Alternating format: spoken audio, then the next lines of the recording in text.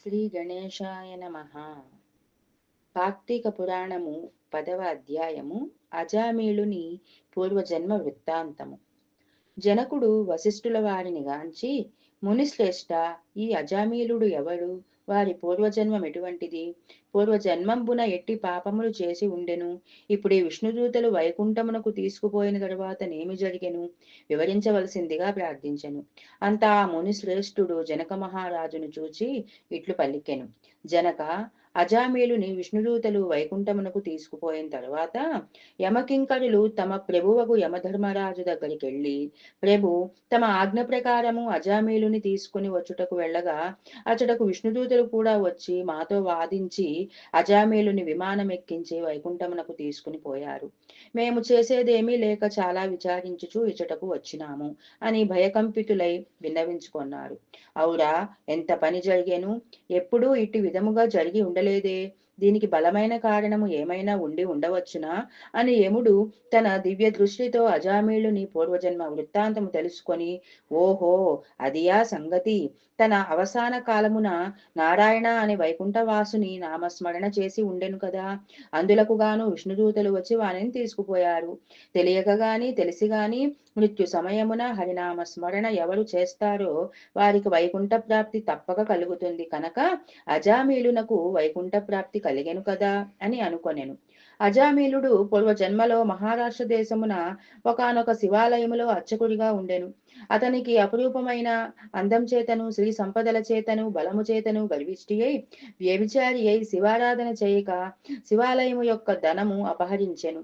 శివుని విగ్రహము వద్ద ధూప దీప నైవేద్యములను పెట్టక దుష్ట సహవాసములు మరిగి విచ్చలవిడిగా తిరుగుచూ ఉండెను. ఒక్కొక్కప్పుడు శివాలయంలో పరమేశ్వరునికి ఎదురుగా పాదములుంచి పడుకునేవాడు. ఇతనికి ఒక బీద బ్రాహ్మణ స్త్రీతో రహస్య సంబంధం ఉండేది. ఆమె కూడా అందమైనది అగుట చేత చేసేది లేక ఆమె భర్త చూచియు చూడనట్టు ఉండిపోయాను. అతను భిక్షాటనకై ఊరూరా తిరుగుతూ ఏదో వేళకు ఇంటికి వచ్చి కాలం గడుపుతూ ఉండెను. ఒకనాడు పొరుగురికి వెళ్లి యాచన చేసి పెద్ద మూటతో బియ్యము కూరలు నెత్తిన పెట్టుకుని వచ్చి అలసిపోయి, నాకు ఈ రోజున ఆకలి ఎక్కువగా ఉన్నది, త్వరగా వంట చేసి పెట్టు అని భార్యతో అనెను. అందులకు ఆమె చీదరించుకొని నిర్లక్ష్యముతో కాళ్ళు కడుక్కొనుటకు నీళ్లు కూడా ఇయ్యక అతని వంక కన్నెత్తైనా చూడక విటునిపై మనస్సు గలది అయి మొగనిని తూలనాడుట వలన భర్తకు కోపం వచ్చి మూలనున్న కర్రతో బాధెను. అంతా ఆమె భర్త చేతి నుండి కర్ర లాక్కొని భర్తను రెండింతలు కొట్టి బయటకు తోసి తలుపులు మూసివేసెను. అతడు చేయునది లేక భార్యపై విసుగు జనించుట వలన ఇక ఇంటి ముఖము పట్టరాదని అనుకొని దేశాటనకు వెళ్ళిపోయారు. భర్త ఇంటి నుండి వడిలిపోయాను కదా అని సంతోషించి ఆమె చక్కగా ముస్తాబై అరుగు మీద కూర్చుని ఉండగా ఒక చాకలివాడు ఆ దారినే పోతూ ఉండెను. అతనిని పిలిచి, ఓయి, నువ్వు నాతో పాటు ఈ రాత్రి ఉండుము అని పలికెను. అంత ఆ చాకలి, తల్లి, నీవు బ్రాహ్మణ పడతివి, నేను నీచ కులస్థుడను, చాకలివాడిని, మీరు ఈ విధముగా పిలుచుట యుక్తము కాదు, నేనిట్టి పాపము చేయలేను అని బుద్ధి చెప్పి వెళ్ళిపోయాను. ఆమె ఆ చాకలివాని అమాయకత్వమునకు లోలోన నవ్వుకొని అచటి నుండి బయలుదేరి ఆ గ్రామ శివార్చకుని దగ్గరికి వెళ్ళి తన దగ్గరకు రమ్మని పడి విధముల బతిమాలి ఆ రాత్రి అతనితో పాటు ఉన్నది. మర్నాడు, అయ్యో, నేనెంతటి పాపమునకు ఒడిగట్టి తిని, అగ్ని సాక్షిగా పెండ్లాడిన భర్తను ఇంటి నుండి వెడలగొట్టి క్షణికమైనటువంటి ఆశతో మహా అపరాధము చేసి కదా అని పశ్చాత్తాపం ఉంది ఒక కూలివాణిని పిలిపించి కొంత ధనమిచ్చి తన భర్తను వెతికి తీసుకురావలసిందిగా పంపెను. కొన్ని దినములు గడిచిన తర్వాత భర్త ఇంటికి రాగా పాదములపై పడి తన తప్పును క్షమించమని ప్రార్థించెను.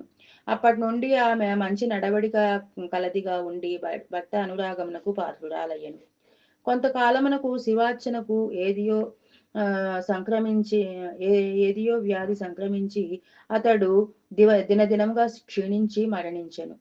అతడు రౌరవాది నరక కూపముల పడి నానా బాధలు పొంది మరల నరజన్మమెత్తి సత్యవ్రతుడను బ్రాహ్మణోత్తమునకు కుమారుడై కార్తీక మాసమున నదీ స్నానమున చేసి దేవతా దర్శనం చేసి ఉండుట వలన నేడు జన్మముల పాపములు నశించుట చేత అజామీలుడై పుట్టెను. ఇప్పటికీ తన అవసాన కాలమున నారాయణ అని శ్రీహరినామ స్మరించుట వలనే వైకుంఠముకు పోయెను. బ్రాహ్మణుడి భార్యకు ఆ కామిని కూడా రోగగ్రస్తురాలై చనిపోయెను. అనేక అప్పుడు అక్కడికి అనేక మంది యమదూతలు వచ్చి ఆమెను కూడా తీసుకొని వెళ్ళాను. ఆ యమదూతల వలన తను అనుభవించినటువంటి ఆ యొక్క నానా నరకములను అనుభవించి ఒక మాలవాని ఇంట జన్మించెను.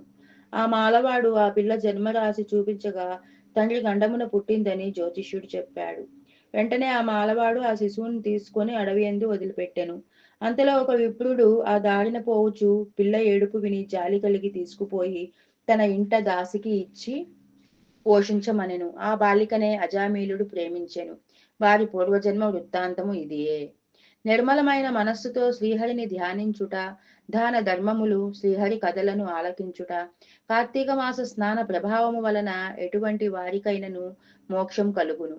కాబట్టి కార్తీక మాసమునందు వ్రతములు, పురాణ శ్రవణములు చేసిన వారలు ఇహపర సుఖములు పొందగలరు. ఇది 10వ అధ్యాయము 10వ రోజు పారాయణము సంపూర్ణము.